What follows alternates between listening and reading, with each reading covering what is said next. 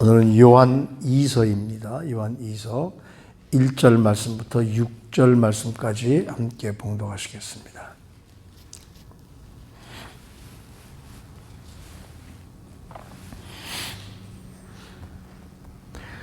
함께 봉독하시겠습니다. 1절 말씀부터 6절 말씀까지입니다. 장로인 나는 택하심을 받은 부녀와 그의 자녀들에게 편지하노니 내가 참으로 사랑하는 자요 나뿐 아니라 진리를 아는 모든 자도 그러하는 것은 우리 안에 거하여 영원히 우리와 함께할 진리로 말미암미로다.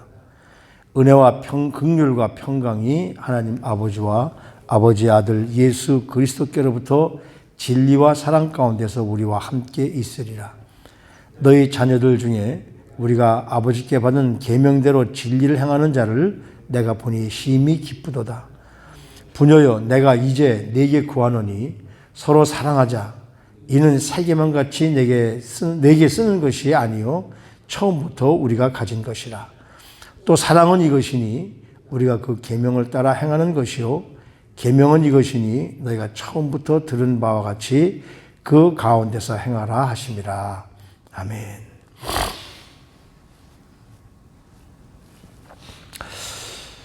요한 1서, 2서, 3서 띄워놓고서 우리가 볼 수 없는 것이 이 사도 요한이 마지막 때에 우리 그리스도인들에게 하나님을 아는 믿는 자들은 가져야 할 것은 뭐냐면 사랑이다. 그 요한 1, 2, 3서를 하면서 과연 우리가 정말 이웃을 우리 하나님께서 말씀하신 대로 이 사랑, 내 이웃 사랑은 이 신약에서만 나오는 것이 아니라 이미 레위기서에서 하나님이 그렇게 말씀을 하셨고요. 그래서 이 그리스도의 사랑이라는 것은 나를 좋아하고 내가 함께하는 사람만 사랑하는 것이 아니라 우리 예수님처럼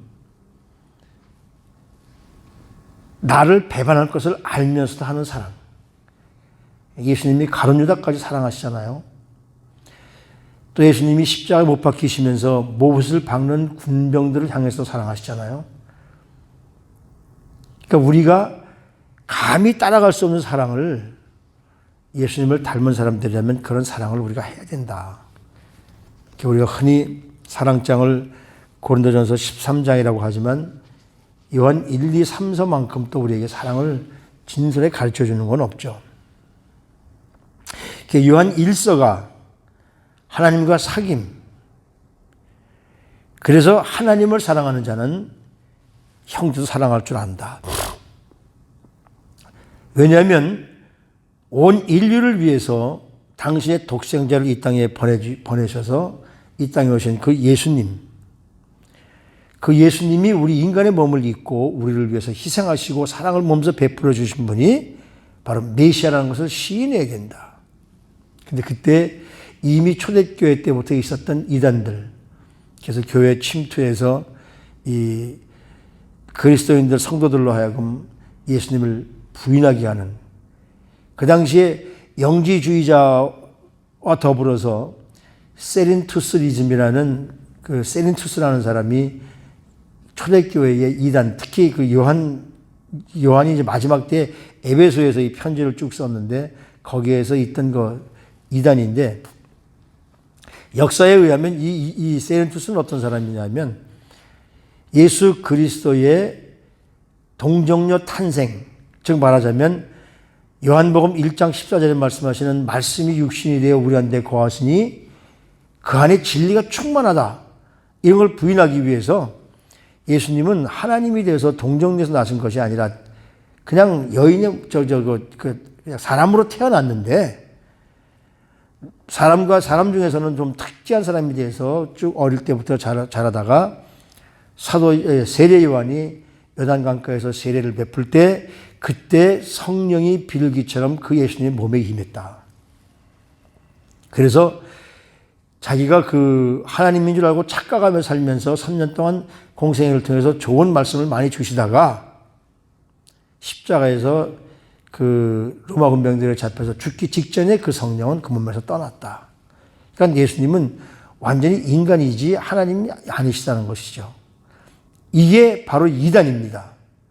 예수님은 완전한 하나님이시면서 완전한 인간의 모습을 입고, 즉 성령님을 통해서 예수 그리스도께서 성자 하나님께서 이 땅에 우리의 몸을 입고 오셔서 우리가 똑같은 삶을 사시다가 우리를 위해서 사랑을 몸소 베풀어 주신 분이 바로 예수님이시다. 그런 걸 이렇게 쭉 설명하면서 이단을 조심해라. 그래서 우리가 하나님과 사귐이 있어야 된다. 그래야 우리가 사랑할 수 있다라고 가르쳐 준 것이 요한 1서입니다. 그러면서 이 요한 2서와 3서를 이제 이해하기 위해서는 그 제자들이 어떻게 삶을 살아야 되는가. 그래서 이 특히 순회 전도자들, 그러니까 그 사도 바울이나 그리고 그 이 요한이나 또 뭐 도마나 모든 그 열두 제자들, 가룟 유다를 제외한 11제자죠. 나중에 이제 사도행전에서 보면 있지만은 이 사람들이 계속 복음을 전하러 다니는데 그 복음을 전하러 다닐 때에 어떤 삶을 살아야 될까? 그러니까 이 요한복음을 그 요한복음을 집필한 그 사도 요한 시대에 그 시대 상황이 그때도 여관은 있었습니다. 여관이 있었는데 그 여관은 불결하고 깨끗하지도 않고 여관 주인은 탐욕스럽고 그리고 여관에서 이제 그 하게 되면 거기서 이도 옮고 벼룩도 옮고 막 아주 상당히 불결했다고 그래요. 그래서 대부분의 전도자들이 여관보다는 그리스도인 집에 가서 살면서 복음을 전하게 됩니다. 사도 바울이 빌립보에서 루디아 집에 갔거나 또 데살로니가에서는 야손의 집에 가고 고린도에서는 그 가이오의 집에서 묵으면서 전도를 했던 것처럼. 근데 당시의 배경에 보면 그 전도자를 자칭하면서 거짓 선지자들이 그 남의 집에 묵으면서 신세를 지고 그런 일이 있었기 때문에 전도자들은 이래야 된다는 그 지침이 있었다고 그래요. 뿐만 아니라 기독교를 박해하는 시대에 전도자들을 자기 집에 묵게 한다는 것이 그리 쉬운 일은 아니었기 때문에 그들한테 짐을 죽이지 않기 위해서 전도자들은 하루 혹은 이틀 정도는 그 집에 머물 수 있대 3일 이상 머물러서 그 집에 신세를 지는 사람은 진짜 선지자가 아니라 가짜로 사도로 봐야 된다. 이런 지침이 있었다고 그래요. 그리고 특히 잘못된 사역자들이 그곳에 가서 사역하면서 그곳에 있는 사람들에게 금품을 요구하는 사람은 가짜로 봐야 된다. 그리고 그 집에서 떠날 때 그 집에서 주는 이제 여행하면서 먹으라고 하는 그 음식물 이외에 더 요구하거나 돈을 요구하면 그건 가짜다. 그걸 우리가 분명히 알아야 된다는 것이죠. 그리고 가짜를 구별하는 방법은 첫째로 요한 1서에서 말씀하신 것처럼 정말 이 메시지의 그 모든 내용이 기독론, 즉 예수 그리스도께서 하나님의 아들로서 이 땅에 오셔서 성육신된 예수님이 육신으로 변화돼서 우리에게 오셔서, 그러니까 분명한 것은 예수님은 반은 그리스도인, 반은 뭐 사람이고 반은 하나님이 그게 아니라 예수님은 완전히 하나님이시면서 완전히 인간이셨다는 것. 그것이 메시지에 포함되어져 있는 것. 그리고 그 메시지를 전하는 사람들이 순수한 복음을 전하는 것이 목적이지 하루 이틀 거기서 묵기 위해서 또 사람들에게 금품을 요구하기 위해서 이런 것들은 잘못되어진 사람들이다. 그리고 이제 이 복음 전도 순회자들이 다니면서 복음을 전할 때에 어떤 특정을 위해서 선교 모금을 위해서 모금하는 것은 모금에서 그 받는 것은 괜찮지만 그것보다 더 요구하거나 추가 금전을 요구하면 그건 가짜다.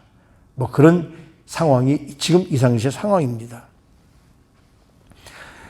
그러면서 이 요한 2서에서는 정말 그 비슷한 시험을 당하고 있는 그 백성들에게 정말 택하심을 받은 성도들을 위해서, 뭡니까? 이 복음 전도자들이 성도들을 위해서, 그래서 그들이 힘든 이 시대에 얼마나 삶을 사는가.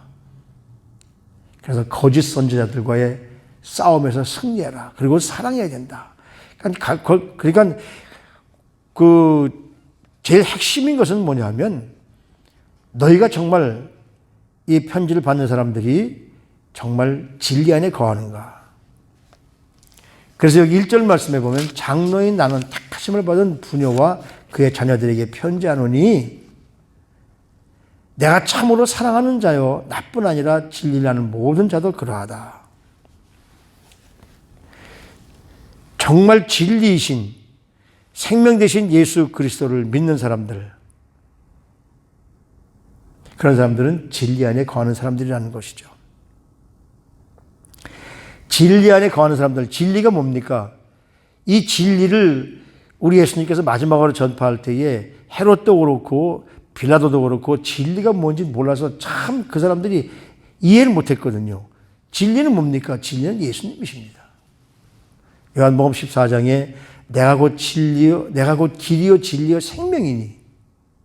예수님은 우리의 길 되시는 분이시고 우리가 이 예수님을 닮아서 진리대로 참으로 깨끗하게 사는 분이 바로 예수님이시고 우리의 생명 되시는 분이 예수님이시라는 거죠. 그 진리인 예수님이 우리 안에 거하시고 우리와 영원히 함께 하시기 때문에 그분이 함께 하시기 때문에 그래서 우리가 자유로울 수 있다. 예수님 요한복음에서도 보면 진리가 너희를 자유케 한다. 진리 안에 있을 때 자유로워질 수 있다. 그 자유가 뭡니까? 마음대로 방종하고 사는 것이 아니라 죄 가운데 죄의 종으로 마귀의 종으로 살던 우리가 예수 그리스도께서 우리 안에 오심으로 말미암아 그 진리를 받아들일 때 우리는 자유의 몸이 된다 이거죠. 죄로부터 자유로운 몸이 된다는 거죠. 그래서 우리는 이 진리는 우리를 거짓과 죄에서 지켜주고 우리의 삶의 방향을 인도해 주시는 분이시다. 그러니까 우리 속에 진리가 없으면 안 된다는 것이죠. 진리라는 여기서 이 요한에서 말하는 그 진리는 바로 예수님 자체를 이야기합니다.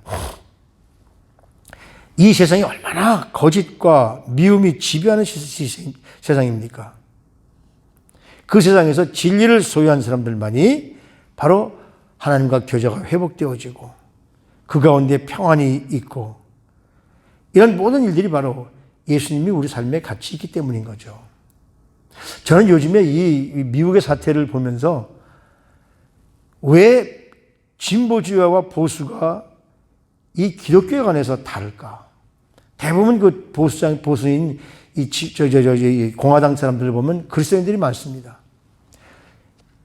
진보라고 자처하는 사람들 사실은 진보라고 할 수가 없죠. 잘못된 그 중공 글로벌리스트들의 요새 그런 것에서 매수된 사람들이지 그렇지 않죠. 어제도 참 그 조지아에서 일어난 일들을 나오는 걸 보면서 그 전날 화장실이 고장나서 화장실 고친 것을 11월 3일 날 수도가 터졌다 그래서 사람들 다 내쫓고 한 8시쯤 돼서 다 내쫓았다고 그러죠. 다 내쫓고 내일 아침 8시에 오라고 그러고 그래서 그 변호사가 어느 카운티인가요? 그거 CCTV를 14시간 거를 다 뒤져서 사람들 다 내쫓고 11시경에 침대, 책상 밑에서 여행용 가방 큰 거 4개를 꺼내서 남자 하나와 여자 4명이 거기서 투표용지를 꺼내서 하는 거를 CCTV에서 영상으로 발표했잖아요. 왜 그런 일들이 생기냐면 그 안에 진리가 없기 때문입니다. 그러니까 진리가 없으면 거짓 말대로 행할 수밖에 없어요. 그러고서도 사람들이 자기의 잘못을 알지 못하고 뻔뻔해집니다. 근데 중요한 것은 이 진리는 내 힘으로 소유되는 것이 아니라 하나님의 은혜로만 가능합니다. 성령께서 오셔서 그 진리를 깨닫게 해주실 때,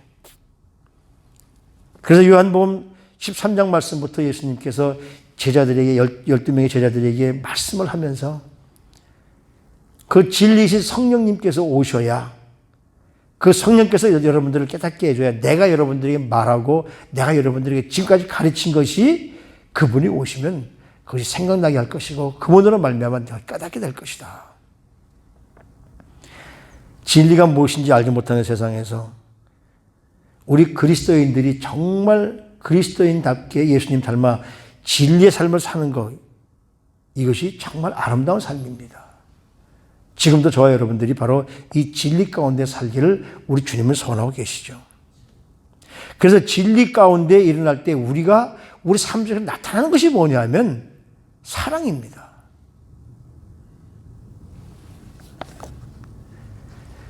가장 주님께서 오셔서 진리가 오셔서 성령께서 내 삶 속에 들어오셔서 우리 그리스도인들이 가장 먼저 나타나는 것이 사랑이에요.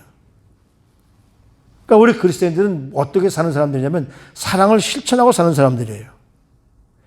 이런 삶을 살도록 하나님께서는 예수 그리스도를 이 땅에 보내주시고 예수님은 우리 인간과 다 똑같은 몸을 입고 오셨기 때문에 모든 사람들에게 똑같은 말씀을, 똑같은 삶을 전해주는 것이 힘들기 때문에 우리 주님이 떠나심은 대신에 성령님이 오셔서 성령은 영으로 오시기 때문에 그 성령을 우리 삶에 우리가 받아들일 때 그 안에 진리 대신 예수님이 임하시게 되는 거죠.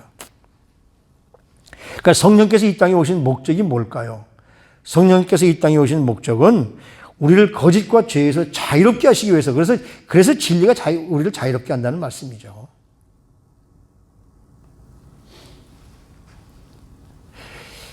그러면서 이 사도 요한이 지금 이 하나님을 믿고 예수 그리스도에 변화된 성도들에게 전하면서 아버지께 받은 계명대로 진리를 행하는 자를 내가 보니 정말 기쁘다. 그러니까 아버지께서 오신 분이 누구십니까? 성령님이신데 그 성령이 삶에 들어오니까 일반인들과는 다른 삶을, 구별된 삶을, 사람들과 같이 살지만 우리 그리스도인 구별된 삶을, 그걸 보니까 정말 기쁘다. 내가 이제 여러분들에게 구하는 것은 서로 사랑해야 됩니다.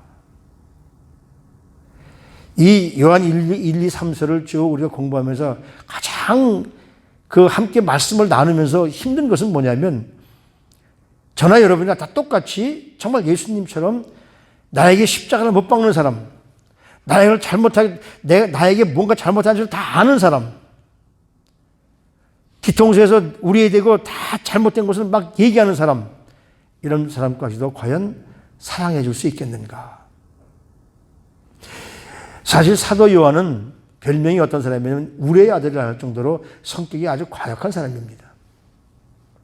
베드로도 앞서기를 좋아하는 사람이지만, 그리고 성격이 급해서 예수님이 부활하셨다는 소식을 여인으로부터 듣고는 베드로와 요한이 막 달려갑니다. 무덤으로. 근데 이 요한이 아마 좀 날쌘 돌이처럼 빨랐던 것 같아요. 먼저 막 가서 예수님의 무덤 앞에 제일 먼저 뛰어갔죠. 그래서 아내가 어떤가 하고서 이 재는 사람인데 베드로는 뭐 무식한 사람이니까 요한보다 뒤에 따라왔지만 먼저 휙 들어가 버리기만 합니다. 그 정도로 이 사도 요한이 성격이 급한 사람. 우리 아들 뭐 벼락 같은 사람이었었다니까요. 그 사람이 요한 1, 2, 3서를 쓴 걸 보면 거기에 사랑을 전파하는 모습을 보면서 우리 주님께서 그를 사로잡으니까 그렇게 사랑의 모습으로 변한다는 것이죠. 우리도 예수님께 사로잡히면 저와 여러분들도 사랑으로 변할 수 있습니다. 그러니까 이건 사랑은 계명이 하나님이 우리에게 주신 명령이에요. 그래서 내가 새 계명을 주는 것 같이 너에게 쓰는 것이 아니라 처음부터 있었다. 왜? 하나님은 자체가 사랑이시기 때문에. 그 계명이 어디서 이루어졌냐면 모세에게 10계명을 줄 때에 이미 우리에게 사랑을 베풀라고 주신 것이죠. 1계명부터 4계명까지는 하나님에 관한 사랑, 5계명부터 10계명까지는 우리 인간에 관한 사랑. 사랑이 있어야 하나님도 사랑할 수 있고 사랑이 있어야 하나님의 말씀 지키면서 이웃과도 사랑할 수 있는 것. 그래서 그 사랑의 제일 첫 번째로 내 부모를 먼저 사랑해라, 공경해라. 그리고 하나님 사랑 1계명부터 4계명까지를 통해서 하나님을 사랑하면 너희 속에 임하고 있는 것이 바로 사랑이다. 그 사랑을 할 수 있는 것은 바로 우리 힘으로 우리 능력으로 되는 것이 아니라 예수 그리스도의 능력으로, 바로 성령님의 능력으로 된다는 것이죠. 그래서 6절 말씀해 보니까 뭐라 하냐면 또 사랑은 이것이니 우리가 그 계명을 따라 행하는 것이요. 계명은 이것이니 너희가 처음부터 들은 바와 같이 그 가운데 행하라 하심이라. 결과적으로는 이 모든 것을 함축하면은 우리에게 사랑을 배워주시고 사랑을 베푸시고 사랑을 할 수 있도록 주시기 위해서 우리 주님이 오셨는데, 우리 주님이 오셔서도 그냥 여러분 사랑하십시오라고 말만 하고 떠났으면 아무것도 아닌 필요 없는, 우리가 뭐 믿을 적이고 전할 기독교도 아니고 내가 가질 기독교도 아니죠. 근데 예수님은 그렇게 3년 동안 제자들에게 또 많은 사람들에게 사랑을 가르쳐 주시고 그걸로 끝나서 그냥 떠나신 것이 아니라 그 사랑을 몸소 베풀어서 모든 인류의 죄를 짊어지시고 우리들의 죄 때문에 십자가에 돌아가셔서 사랑을 우리에게 몸소 행해 보여주신 그 사랑. 그 사랑을 이 사도 요한은 알기 때문에 우리는 그 사랑을 의지적으로라도 해야 된다는 것이죠. 저절로 사랑이 이끌어지는 것이 아니라 성령께서 오셔서 우리를 이끌어 주실 때 내가 미워하는 사람, 내가 싫어하는 사람, 나를 해코지 하는 사람, 예수님을 은삼십에 팔아먹고자 하는 그 마음을 가진 가룟자까지도 사랑을 하기를 원해서 우리 주님이 사랑하시는 그 주님, 그 사랑을 우리 그리스도인들인 이 마지막 때에 정말 주님 오실 때를 기다리면서 믿지 못하는 영혼들을 위해서 정말 사랑하는 모습을 가져야 될 것이 바로 우리들의 모습임을 다시 한번 깨닫게 됩니다. 그래서 사랑은 이기적으로라도, 사랑은 의지적으로라도, 억지로라도 사랑을 할 때 그때 그 안에 성령님이 임하셔서 우리로 하여금 사랑하는, 하나님을 사랑하고 이웃을 사랑하는 사람으로 변화시켜 주실 수 있을 줄은 믿습니다. 그래서 정말 우리 진리의 열매를 맺기 위해서 우리가 사랑하는 것. 그래서 사도 바울도 성령의 9가지 열매를 우리에게 가르쳐주면서 제일 먼저 사랑을 해야 된다. 사랑을 해야 우리가 희락도 있고 화평도 있고 인내도 있고 자비도 있고 양선도 있고 충성도 있고 온유도 있고 절제까지 이룰 수 있는 모든 것들이 바로 사랑을 통해서 이루어져야 된다. 여기서 뭐 이런 말 들을 자격도 없는 사람이지만 그래도 사랑하려고 노력하고 의지적으로도 예수님의 사랑을 나누려고 노력하는 우리 모두가 다 이제는 정말 사랑의 예수님, 사랑할 수 있도록 능력을 주시는 성령님을 우리 삶에 받아들이고 마지막까지 나와 내 주위와 모든 성도들을 끝까지 사랑할 수 있는, 그래서 예수님께서 그렇게 말씀하시잖아요. 자기 백성들을 사랑하실 때 끝까지 사랑하셨다. 요한복음 13장 1절 말씀에서 보면 나를 팔아먹는 그 가룟유다까지도 사랑할 수 있는 것, 이것이 바로 주님의 사랑입니다. 우리도 이 사랑을 덧입어서 끝까지 사랑을 전하고 사랑을 몸소 행하는 우리 사랑하는 성도님들의 삶이 되시기를 주님의 이름으로 축복합니다. 하나님, 우리가 정말 예수님처럼 사랑하며 살기를 소원하는데 그러기 위해서는 진리 되신 예수님이 우리 삶에 들어오셔야 될 줄로 믿습니다. 그래서 그 진리 되신 예수님을 소유하고 그 진리 되신 예수님으로 말미암아 우리가 기쁘고 사랑하는 삶을 살아갈 수 있도록 우리를 도와주시옵소서.